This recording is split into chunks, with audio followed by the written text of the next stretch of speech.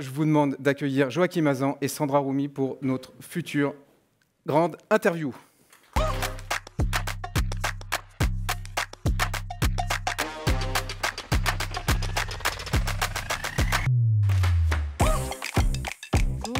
Vous m'entendez pas? Si vous m'entendez? Super. Challenging les fauteuils. Ah bah là, je me relève pas, moi. C'est-à-dire qu'après, on se relève pas, quoi. Donc, c'est mort. Ça va être un grand moment, je pense. Un très grand moment. Voilà. Voilà. Mais j'ai pas pied, moi. Non, mais Joachim va nous aider, Gaël.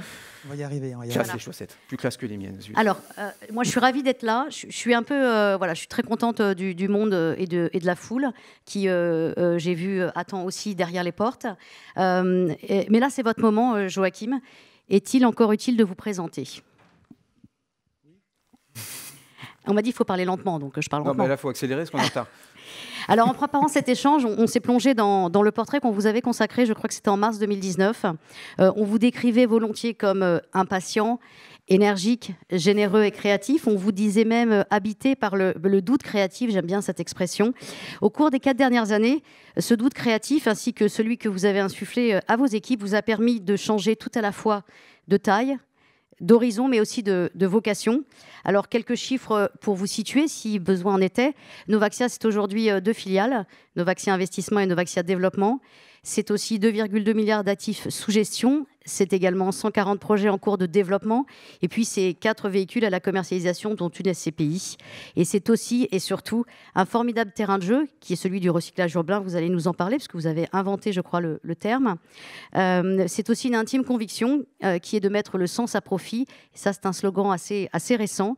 Et c'est aussi une puissante raison d'être. Vous êtes la première entreprise à mission du secteur immobilier. Ça remonte, je crois, à 2020. Alors Joachim, nous traversons, on l'a vu ce matin, un moment, comment dit-on, charnière dans l'immobilier, un nouveau cycle, un nouveau paradigme, ça on va en parler beaucoup. C'est une période qui est inquiétante mais qui est aussi passionnante et challenging pour tous ceux qui sont comme vous habités par le doute créatif. Ouais, je propose qu'on démarre par d'abord le côté conjoncturel. On en a beaucoup parlé depuis le début de la matinée. Je voudrais savoir comment le groupe Novaxia aborde ce nouveau cycle immobilier, puisque visiblement, on est dans un nouveau cycle immobilier. Peut-être à commencer par les relations avec les promoteurs. Il y a quelques promoteurs dans la salle. Il y en a beaucoup plus au congrès HLM, je ne sais pas pourquoi. Mais peut-être pour vendre quelques logements. Simplement, comment aujourd'hui on travaille avec des promoteurs qui sont tétanisés par un choc, je crois, qui est extrême sur les ventes de logements? Est-ce qu'il marche mon micro? Oui. Oui, il marche. Déjà, bonjour, je suis ravi d'être parmi vous. Je suis ravi d'être parmi vous et j'ai assisté à la table ronde précédente. Tu sais que je vais pas répondre à ta question, je vais répondre à une autre question que tu ne m'as pas posée. J'ai trouvé passionnant la table ronde précédente. Alors, je te ferai remarquer quand même qu'il n'y avait pas de représentants. Il y avait beaucoup d'éminences sur le bureau, de points de vue différents et passionnants. Personne sur le logement. Ils sont tous à Nantes. Alors, voilà, ils sont tous peut-être au congrès HLM. Et en tout cas, il y avait... moi, j'ai adhéré à pas mal de points de vue qui ont été défendus. Le nouveau cycle, on voit bien que si on prend un pas de côté sur l'industrie immobilière, parce que tu vois, on a tendance à être très auto-centré sur l'immobilier, moi, je pense qu'on est au même niveau de chamboulement de notre industrie que celle, je prends un parallèle, de la voiture. Le diesel, ça représentait 40% des immatriculations il n'y a pas 50 ans, hein. Il y a une poignée d'années. Aujourd'hui, depuis l'année dernière, je crois, l'électrique, il y a plus d'immatriculations de véhicules électriques en Europe et en France que de diesel. Et je pense que ça illustre... alors, je ne me prends pas pour Elon Musk, hein, j'ai déjà suffisamment de détracteurs pour en rajouter.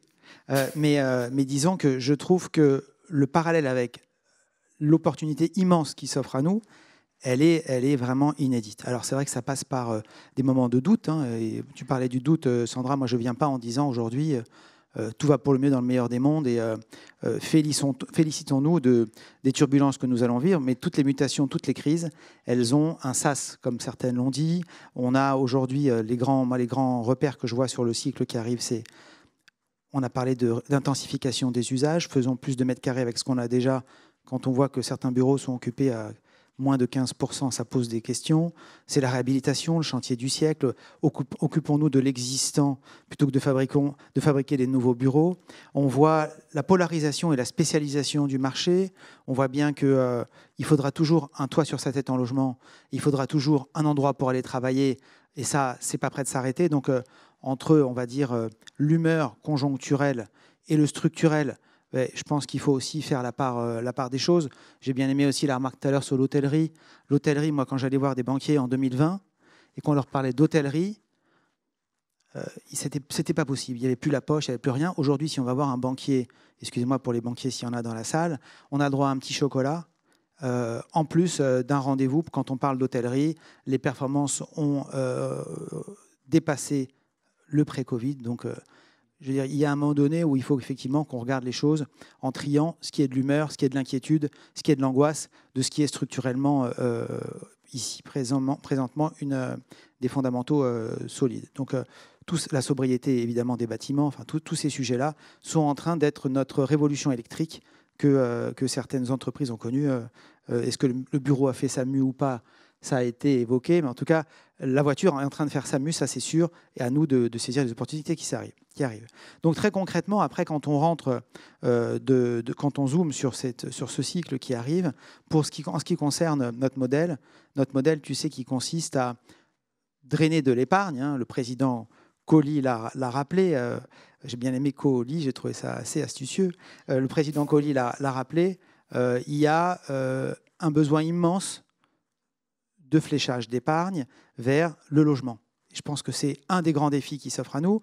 La polarisation du marché fait qu'il n'y aura pas un marché immobilier, mais des marchés immobiliers. Ça a été longuement dit, je ne vais pas revenir dessus.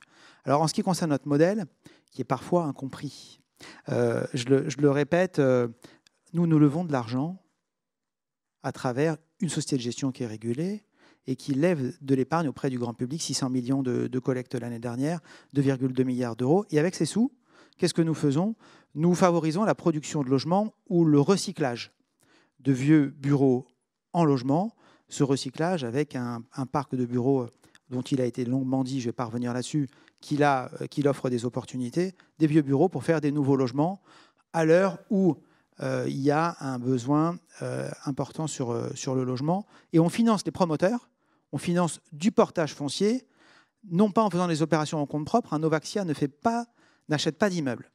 Quand Novaxia achète un immeuble, c'est à travers sa filiale Novaxia Investissement qui va acquérir, à travers ces 4 véhicules evergreen, comme on dit en bon vieux français, des 4 véhicules perpétuels, va acquérir des entrepôts, des friches industrielles, des bureaux vacants. Et on s'est organisé pour traiter toutes les temporalités. Ça veut dire qu'on va acheter aussi bien du bureau qui est vide, de l'entrepôt qui est vide, il y en a un petit peu aujourd'hui, mais du bureau aussi qui est en voie d'obsolescence, qui est aujourd'hui occupé et qui sera demain vide. Et c'est en ça qu'on représente un outil, un partenaire pour les promoteurs, puisqu'on est capable de se positionner sur des friches industrielles ou des bureaux vacants qui vont être immédiatement reconvertis, à court terme, mais aussi bien à moyen terme qu'à long terme. Donc c'est presque une solution, en fait, pour les promoteurs aujourd'hui. Nous avons une quarantaine de partenariats avec les plus grands promoteurs nationaux et internationaux. Certains d'entre eux, on les accompagne à l'étranger pour financer, finalement, d'une certaine manière, le défi qui s'offre à nous, la transition écologique à travers l'acquisition de bâtiments vacants et non plus de terrain, le ZAN, enfin on va en parler, mais effectivement, les promoteurs sont des partenaires et on continue, nous, à investir aux côtés des promoteurs. On continue à lever des fonds. Alors c'est moins comment dirais-je, l'euphorie qu'il y a encore quelques mois. On arrive à faire venir des investisseurs quand on est dans un discours ambiant, y compris monsieur et madame Martin, quand on voit dans les journaux que les prix de l'immobilier baissent, on arrive encore à les attirer? Alors, le défi actuellement, c'est la pédagogie. Parce que moi, quand je rencontre certaines personnes, avant je disais, je suis dans l'immobilier, on me disait, oh là, c'est super, tu as de la chance, c'est un super marché. Et puis on me disait, bon, après, est-ce que tu n'as pas un studio pour ma fille? Mais bon, ça, c'était la deuxième question. Et après, aujourd'hui, quand je dis je suis dans l'immobilier, on me dit, ah, mon pauvre. Et donc, il y a toujours la deuxième question, est-ce que tu n'as pas un studio quand même pour ma fille? Oui, toujours. Ouais. Et voire même plus, puisque la tension sur le marché locatif logement, elle s'exacerbe. On voit bien que le nombre de candidats pour un logement augmente, donc c'est encore une des conséquences de la crise par ailleurs. Mais donc, du coup, je dirais que par rapport à ça, la pédagogie. Pourquoi la pédagogie? Parce qu'on l'a bien vu, ça a été très bien dit dans la table ronde précédente, il y a immobilier. Si on fait des sciences de la vie, du logement, des centres commerciaux, du bureau, QCA ou du bureau troisième couronne, on n'a pas les mêmes perspectives ni les mêmes fondamentaux. Donc on voit bien là qu'il y a beaucoup de pédagogie à faire, d'explication, et le marché se polarise aussi bien sur les actifs que sur le passif, c'est-à-dire aussi bien sur la nature des actifs que sur les véhicules. Les performances aussi aujourd'hui sont scrutées par les investisseurs, et il y a le camp de ceux qui arrivent encore à sortir une performance qui est bas le monétaire, et il y a de ceux qui y arrivent moins, et forcément, on a des destins différents en fonction des différentes performances et des véhicules.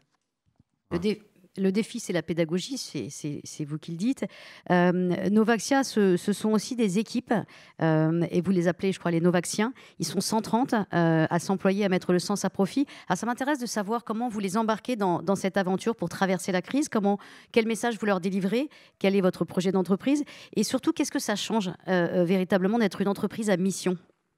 Alors, effectivement, on est entreprise à mission depuis 2020. Et avec une raison d'être. Une raison d'être, c'est donner à chacun les moyens de transformer durablement la ville, et qui se traduit derrière ça par des choses très concrètes, puisqu'on a des engagements d'entreprise à mission, notamment autour de la renaturation, la biodiversité, le réemploi de matériaux. Enfin, il y a toute une série d'engagements que nous suivons dans le temps, avec des KPI, comme on dit. Et en fait, c'est vrai que c'est aujourd'hui, les équipes, elles lisent la presse, malheureusement. Heureusement pour nous. Voilà. Alors parfois, tu sais, on voit les journalistes qui, alors ça c'était vrai à l'époque, qui titraient effondrement du marché du logement, moins 0,2%. Donc c'était là aujourd'hui, il y a un peu plus d'éléments tangibles pour inquiéter les foules. Un peu plus que moins 0,2. Voilà. Aujourd'hui, c'est un peu plus que moins 0,2, même si le logement, en proportion relative, moi, mon intime conviction, c'est qu'il sera certes, évidemment, comme tout est drivé par les taux d'intérêt, il sera évidemment effrité par les valeurs vont s'effriter, vont baisser même dans certains endroits. Mais je pense qu'en relatif, ça sera moins que sur certaines catégories de bureaux. Donc il y aura là un gisement d'opportunité, on va dire un mot. Le sens est aujourd'hui un des leviers. C'est concrètement quand on fait des réunions, on réunit les 130 collaborateurs de Novaxia dans nos nouveaux bureaux, qui sont ERP by the way. Et ce n'est pas pour faire la pub de nos nouveaux bureaux, c'est pour dire à quel point l'intensification des usages, de dire qu'aujourd'hui, du bureau code du travail, où on ne peut pas recevoir de gens le soir et le week-end, ça interroge. Donc ça, j'ai beaucoup aimé cette remarque sur l'évolution du bureau qui aussi fait SAMU. Eh bien, quand on veut embarquer les troupes, parce qu'il y a du doute, parce qu'il y a... et nous alors, qu'est-ce qu'on va devenir dans tout ça? Et donc, je pense que le sens, et mettre le sens à profit, c'est un vecteur de fédération des équipes. On va faire intervenir, on fait un séminaire dans quelques jours chez Novaxia, alors sous l'angle de la sobriété. On va pas à Honolulu pour boire du champagne pour notre séminaire. On reste en Île-de-France, on va dans un château forme. Mais je voulais maintenir ce séminaire. On fait intervenir une rugby woman. Tu vois, Gaël, sur la parité, j'ai voulu faire différemment. Plutôt que d'un rugby man, on a fait intervenir une rugby woman qui va nous raconter qu'elle a été dans le top 12, donc c'est l'élite du rugby féminin, et elle est passée après en seconde division, et c'était le bout du rouleau. Et puis après, son équipe est repassée, elle joue à Villeneuve d'Ascq, son équipe est repassée en première division, et elle a gagné le top 12, et elle est passée par des temps très difficiles. Et je pense que c'est ça aussi, un capitaine ou une équipe solide, c'est se retrouver sur des valeurs, et ne pas se laisser contaminer par je dirais les mauvaises nouvelles, mais d'essayer de voir des pépites à travers transformer les pépins en pépites et de voir des opportunités. Joli. Notre entretien, c'est un décideur face à la crise. Alors la crise, il y en a deux qui nous sautent aux yeux. Il y a la crise climatique, on va en parler dans quelques minutes, et puis il y a aussi la crise des usages, la révolution des usages, qui bouleverse le bureau. Est-ce que cette crise du bureau, finalement, c'est une opportunité pour le groupe Novaxia? Est-ce que c'est le bon timing pour acheter? Et si tu achètes à quel prix? Alors, c'est là que tu peux me poser aussi la question de quels seront les taux d'intérêt le 14 mars 2025. Aujourd'hui, c'est très... Si tu as la réponse, tu peux la donner. Je te la donnerai après, parce que là, je ne vais pas la donner en séance. Mais donc, évidemment, le plus difficile face à ce retournement des valeurs, c'est où est-ce qu'est le point bas, quand est-ce qu'il faut rentrer. Tout ça, c'est bien malin qui a toutes les réponses. En tout cas, ce qu'on voit aujourd'hui, c'est qu'on a aujourd'hui un certain nombre d'actifs qui sont ni centraux, ni accessibles, ni de première main, qui sont extrêmement décotés. Donc des bureaux en première, deuxième couronne parisienne, on a certaines opérations aujourd'hui qu'on acquiert avec une décote de 50%. Donc d'un côté, c'est formidable, parce qu'on a une matière première de bureaux, de centres commerciaux, dans certaines zones, de friches industrielles qui vont être fortement décotées, qui sont un gisement exceptionnel de valeur, pour les reconvertir en logement. Le logement aussi pose des questions, donc enfin, c'est là où il faut bien essayer de s'appuyer quelque part. Moi, mon intime conviction, c'est que la pénurie de logement, elle est là. Alors conjoncturellement, les ventes, c'est dur. On le voit tous les jours, les rythmes d'écoulement sont durs. Mais on voit que la tension sur le marché locatif de logement, elle est un soutien fort pour la reconversion de bureaux en logement, surtout quand on a le temps devant nous, des bureaux vacants qu'on peut acheter sur des fonds perpétuels qui vont ensuite être loués pour certains ou revendus quand ça ira mieux. Mais dans 3 ans, on se dira « Ah là là, on n'a pas de stock de logements, on a arrêté pendant 3 ans de fabriquer des logements, on est encore en pénurie. » Donc je pense qu'il y a cette opportunité d'acquérir ces bureaux avec cette décote inédite, dans des zones aussi où on ne pouvait pas faire de transformation de bureaux en logement. C'est-à-dire que nous, c'est très simple, pour voir où est-ce qu'on intervient, il suffit de superposer la carte des prix des mètres carrés de bureau et la carte des prix des mètres carrés de logement. Et dans certaines zones, le bureau gagnait toujours. Aujourd'hui, aussi bien en volume d'opérations espérées qu'en zone géographique, on a des endroits où on ne pouvait plus aller, où on va pouvoir aller. Ils l'ont compris, les investisseurs? Ils sont prêts à vendre? Alors, c'est le grand défi, parce que on voit bien que le marché de l'épargne immobilière, il ralentit. Nous avons aujourd'hui un positionnement qui fait que nous sommes 7e collecteur national dans l'épargne. Donc ça représente des montants qui restent significatifs. Il y a du boulot pour expliquer que entre acheter du bureau à Rissorangis, pardon, j'espère que le maire de Rissorangis n'est pas là, mais il va vouloir fabriquer du logement de toute façon, et du bureau à l'Opéra, ce n'est pas du tout les mêmes paris, de la logistique, de l'industrie, des centres commerciaux. On voit bien que tout ceci va pousser les investisseurs particuliers qui concrètement ont un niveau d'éducation immobilière qui est beaucoup plus faible que les gens qui sont dans la salle. Eh bien, c'est un immense défi pour nous d'expliquer, d'éduquer sur qu'est-ce que ça signifie. Alors, on a parlé de révolution des usages. On va parler on va dire un mot sur le défi climatique. Le recyclage urbain, c'est la marque de fabrique de Novaxia. Vous avez, je l'ai dit, inventé ce terme, je crois, en 2021. Vous nous expliquerez peut-être rapidement à quel propos. Est-ce que ce recyclage urbain est la réponse à l'impératif de décarbonation de l'industrie immobilière? Quels sont les engagements que cela sous-tend? Et sur quel modèle économique est-ce que le recyclage urbain est assis, en tout cas me concernant? Alors Sandra, tu m'autorises une chose, parce que quand tu dis que j'ai inventé le recyclage urbain, on va dire, mais pour qui il se prend ce gars-là? Il croit qu'il a inventé l'eau chaude. Je disais juste en toute immodestie que je n'ai pas inventé la transformation immobilière, le renouvellement urbain, la régénération urbaine, reconvertir des vieux bureaux en logement, ça existe depuis des siècles. Je disais juste que je me suis approprié la sémantique recyclage urbain, puisque c'est un terme qu'on a lancé en 2020 quand on a lancé notre véhicule qui a le fonds Novaxia Air, qui a collecté beaucoup de capitaux depuis le Covid, près de 700 millions d'euros de collectés. Eh bien, on a utilisé un terme avec les assureurs vie avec lesquels on a lancé le véhicule. On s'est dit, on veut parler à tout un chacun. On veut parler à Bernard et à Michel qui vont être nos clients. Comment est-ce qu'on va leur faire toucher du doigt sans être pompeux ni technocrate en disant ou trop jargonneux. Et donc on a utilisé ce terme de recyclage, puisque tout le monde recycle les déchets et recycle les téléphones portables. Pourquoi on ne recyclerait pas les immeubles? C'est le parti pris derrière la sémantique de tout cela. Ensuite, le recyclage urbain, effectivement, on est à l'ère de la sobriété. C'était le thème de Palladio cette année, la sobriété créatrice. Je trouve que c'est un joli mot. Recyclage urbain, ça veut dire capitaliser sur ce qui existe déjà, faire avec le déjà là. Recyclage urbain, ça veut dire réemploi de matériaux. Recyclage urbain, ça veut dire renaturation. Qui dit renaturation dit biodiversité. Donc, enfin, on a là un champ pour décarboner l'immobilier, pour éviter l'étalement urbain, qui est totalement en ligne avec la prise de conscience écologique. Donc, c'est là aussi vertueux. Trop de bureaux, pas assez de logements, prise de conscience écologique. Il y a là un cocktail relativement inédit. Quand on a eu le Covid, moi on m'a dit le Covid, ça va être, ça y est, c'est la fin, c'est la crise. Mais en fait, notre taille a été multipliée par 6 depuis le Covid. Et tous les éléments de ce nouveau cycle, ils étaient déjà là. Et il a fallu peut-être le Covid, la hausse des taux d'intérêt pour nous précipiter, pour nous pousser vers cette voiture électrique, là où on était encore avec notre voiture diesel. Alors, dans notre échange, il y avait la crise structurelle, la crise conjoncturelle, il y avait la crise climatique et la révolution des usages. Et puis, il y a un troisième temps qui est un peu plus axé sur l'innovation et sur le futur. Vous avez récemment fêté vos 17 ans. Et non vos 15 ans. Comment voyez-vous Novaxia dans les 15 prochaines années? Les périodes de crise sont aussi des périodes d'innovation, vous l'incarnez parfaitement. Sur quels items en particulier travaillez-vous? Qu'est-ce que vous pouvez nous révéler ce matin sur le Novaxia de demain?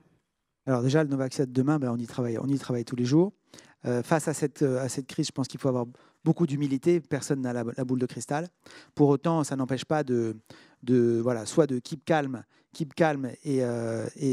ou bien de rester vivant. Mais en tout cas, il faut choisir son camp. Mais dans les deux cas de figure, il faut avancer. Donc nous, très concrètement, on a 3 leviers de croissance. Premier levier de croissance, c'est élargir nos thématiques. Le recyclage urbain, il est là. Il y a quelques années, il était encore relativement marginal. Aujourd'hui, et tant mieux, beaucoup d'acteurs y viennent et le recyclage urbain va devenir la norme. Le chantier du siècle, c'est l'existant. Donc, premier élément, ça va être d'élargir les thématiques. Au même titre que le recyclage urbain, c'était notre marque de fabrique, on va continuer à en faire. On va aller chercher des nouvelles thématiques, comme les sciences de la vie. On a déjà développé un certain nombre de projets dans cette thématique. On fait du bureau en logement. Pourquoi on ne ferait pas du logement en logement avec tout ce qu'on voit sur les passoires énergétiques? Et puis le logement est encore le parent pauvre de la classe de l'immobilier. On voit bien qu'aux États-Unis, c'est près de 20%, tu l'as dit tout à l'heure Gaël, près de 20% du stock de l'exposition des foncières, et foncières immobilières. Je pense qu'il y a beaucoup de choses à faire sur le logement. La biodiversité. Alors la biodiversité, on va se dire, mais qu'est-ce qu'il nous raconte, biodiversité? Je pense qu'on peut mettre le sens à profit. Et c'est ce qui a été dit d'ailleurs par les uns et les autres dans la table ronde précédente, qui décidément était, où je partage beaucoup de points de vue qui ont été évoqués. La biodiversité, c'est un levier pour mettre le sens à profit, inventer des nouveaux modèles. Alors ça ne veut pas dire jouer à l'apprenti chimiste et faire que des projets qui ont du sens. C'est des projets qui ont du sens, mais qui sont profitables. Et notamment, on va annoncer prochainement une initiative sur la biodiversité pour inventer une nouvelle façon de traiter ce sujet qui soit des bons sentiments, du écologique, mais pas que, parce que sinon ça ne marche pas, il n'y a pas de modèle économique, et qui arrive à relier les deux. Donc, 1, élargir les thématiques. 2, c'est le champ géographique. On l'a vu, il y a un article dans Les Échos ce matin qui parle de télétravail en disant que la France est le pays d'Europe où il y a le moins de télétravail. Les Français veulent venir au bureau. Quand on regarde donc les immenses défis qui s'offrent à nous au UK, en Espagne, en Italie, dans tous les pays d'Europe, dans tous les pays occidentaux, on a parlé des États-Unis dans la table ronde précédente, il y a un immense défi à venir exporter le modèle du recyclage urbain dans d'autres pays, que ce soit au niveau de l'actif ou du passif, parce que ça a été évoqué aussi, la collecte de capitaux aujourd'hui, elle est franco-française pour un certain nombre d'acteurs, dont Novaxia. Demain, on pourrait élargir aussi la collecte de capitaux, donc expansion géographique. Et enfin, la clientèle. Aujourd'hui, nous avons une clientèle qui est majoritairement du retail, des particuliers, 50 000 petits porteurs qui nous confient ce qu'ils ont de plus précieux, leur épargne, leur avenir. Demain, les investisseurs institutionnels, et on ne va pas laisser les Américains fourbir leurs armes avec leurs 28 milliards ou leurs 50 milliards pour venir en Europe, comme ils l'ont fait dans les années 90, uniquement. On va aussi, évidemment, leur proposer nos services, mais aussi essayer de faire évoluer les mentalités des investisseurs institutionnels français ou européens. Il y a une séquence qui s'ouvre. Le corps, c'était fabuleux quand les taux étaient en compression. Est-ce que le corps, aujourd'hui, ne doit pas aussi en partie laisser la place à l'opportuniste et au value-add? Et là encore, je pense qu'il y a un changement de paradigme qui va s'opérer.